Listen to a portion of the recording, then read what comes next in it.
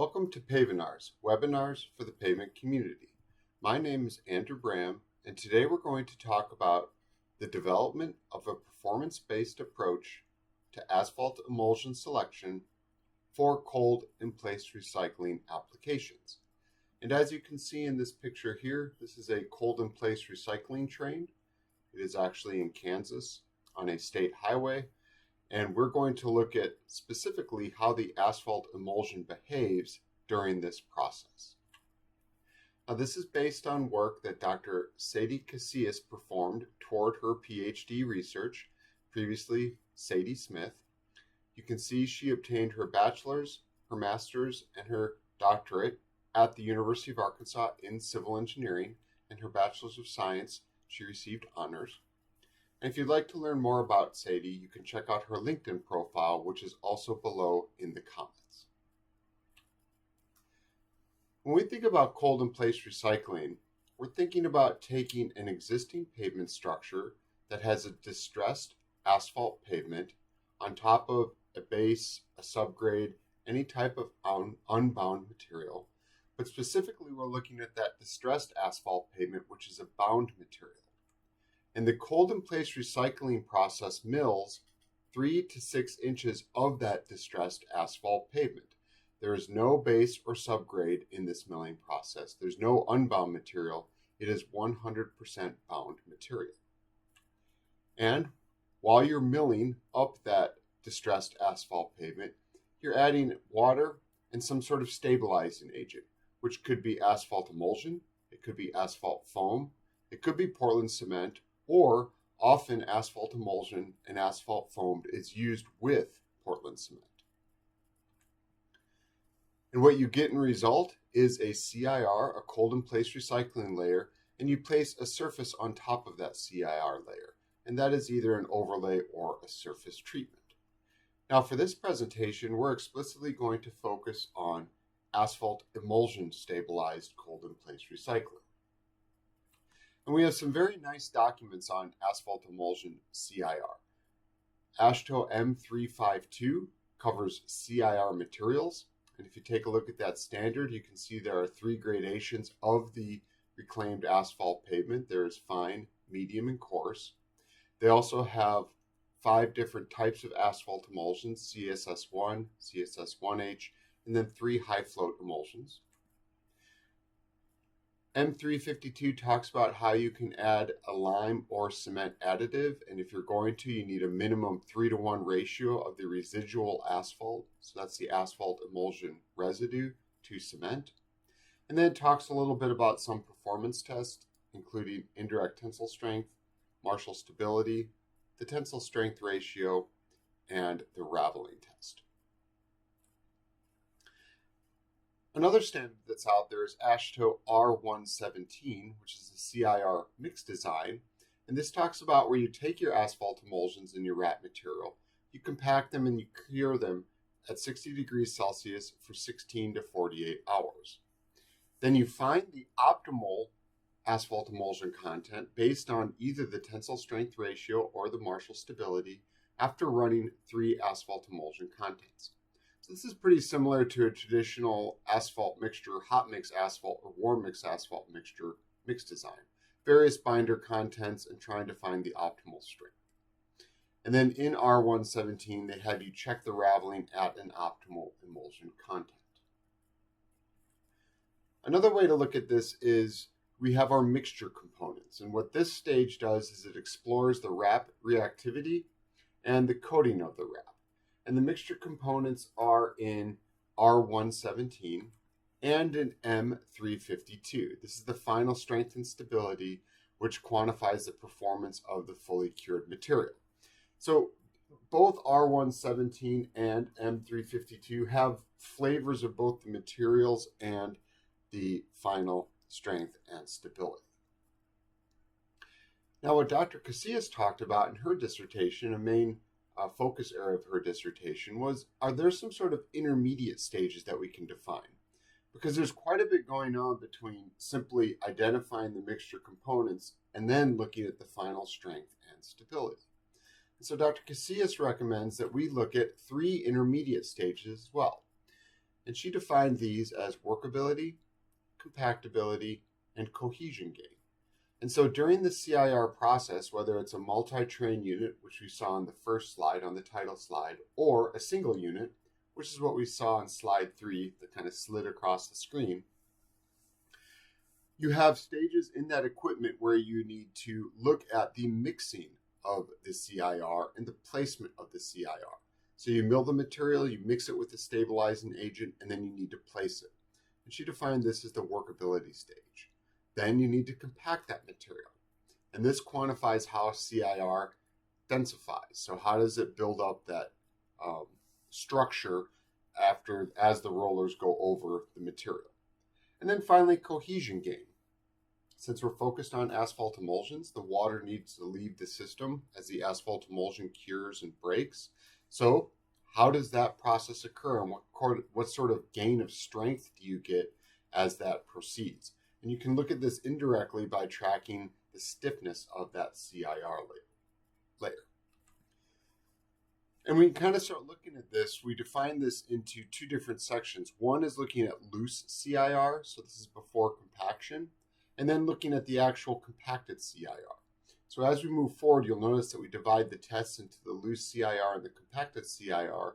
And the loose CIR is meant to represent the workability and compactability, and the compacted CIR is meant to represent the cohesion gain component of this proposed CIR mix design. So in this study, what materials did we use? Well, for the 3 asphalt emulsions, we looked at the Asphalt viscosity, the sieve test, the residue, and the penetration. And this was all following AASHTO T59, and then the penetration was AASHTO T49. And we also looked at the particle size. If you've watched some other pavonars, you'll know that there's no one single particle size standard for asphalt emulsions, but there's been quite a bit of work done on it in the Roadhog research group.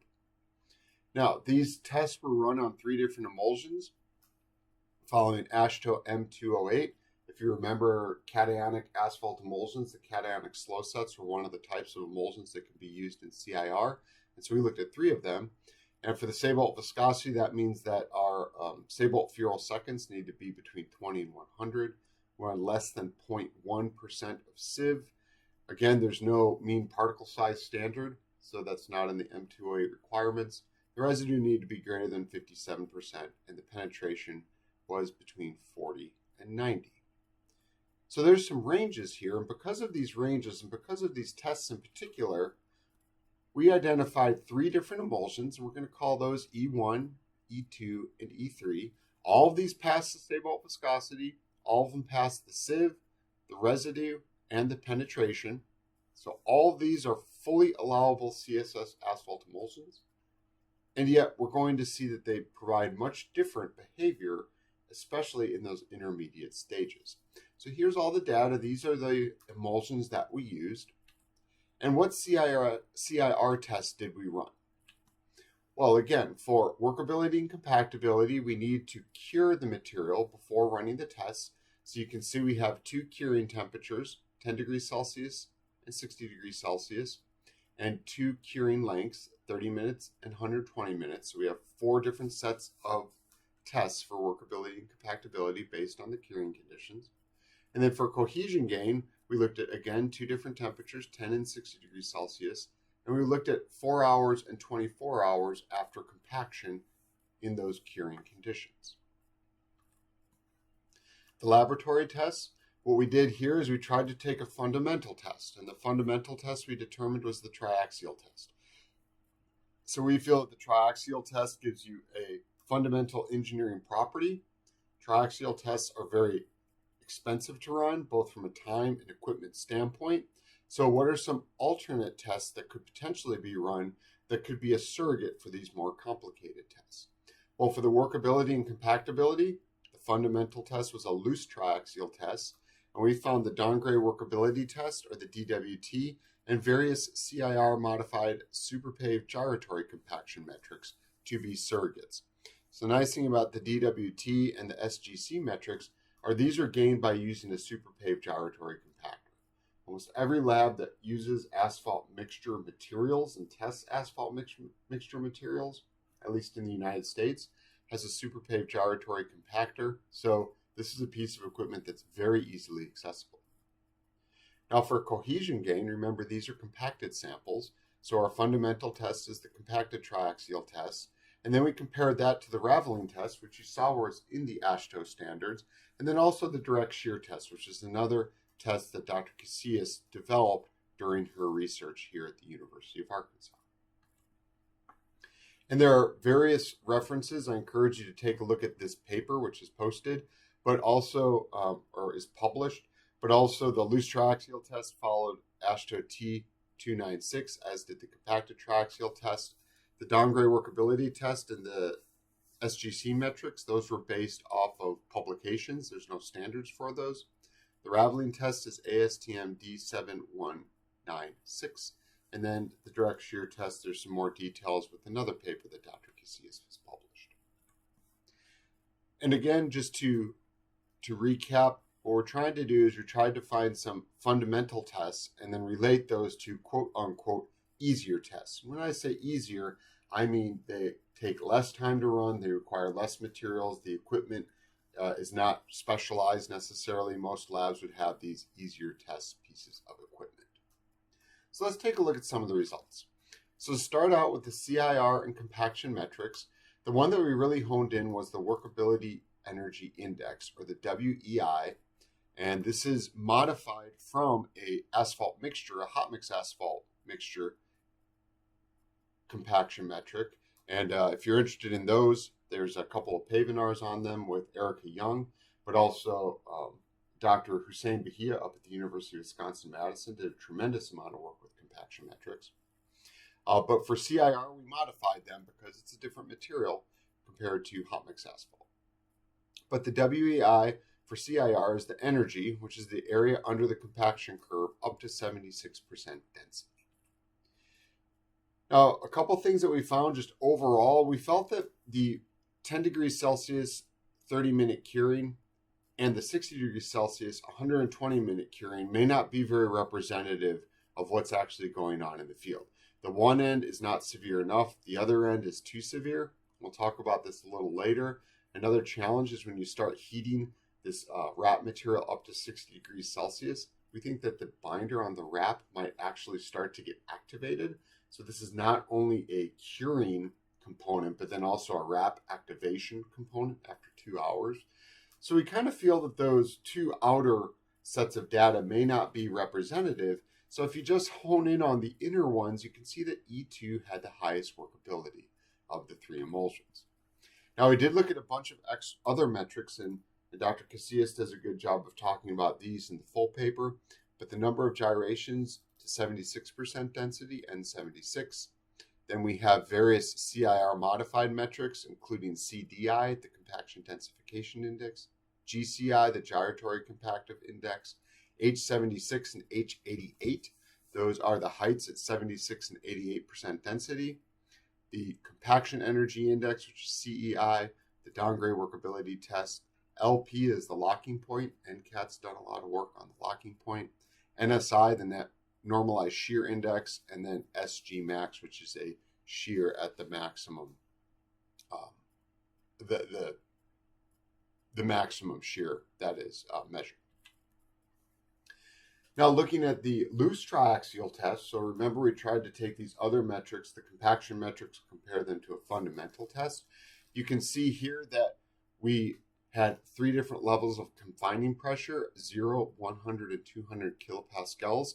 And as you increase in confining pressure, the data starts spreading out, which is very convenient because then you can start digging into the differences between the 3 emulsions. And when we had those confining pressures on there, we saw similar trends to the CDI and the WEI CIR compaction metrics. And at lower curing temperatures, there was a clear distinction in asphalt emulsions. So this goes back to the fact that we looked at both 60 and 10 degrees Celsius curing temperatures, and we really feel like we're getting better spreads and better understandings of these material behaviors at the low and curing temperatures. And I'm just showing the shear strengths here, but the friction angles provided similar results. So we're thinking about workability and compactability in general. We feel that the CIR WEI and the final density compaction metrics were closest to the loose triaxial test results. Now, looking at compacted samples and the cohesion gain, we are looking at here a comparison between the compacted triaxial test and the direct shear test. So the triaxial test is the fundamental test, as I've been talking about, and then the direct shear test could be considered perhaps an easier to run surrogate compared to the compacted triaxial test. And we found statistical differences at the 4-hour cure. When we were at the 24-hour cure, there was a lot of data that was clumped together, but we're not sure if there is a time between that 4-hour and 24-hour. Is there maybe an optimal curing time material, and is there an optimal material at that optimal curing time? So this is definitely something that perhaps could be looked into a little more deeply, is the time between 4 hours and 24 hours, if there may be more information to be gleaned from there. And again, like we recommended at 60 degrees Celsius, it was not recommended for curing, especially with these compacted samples, because all that data just collapses. And when we look at the 10 degrees Celsius, we also felt that the results weren't terribly clear. Now, there's not a whole lot of data there.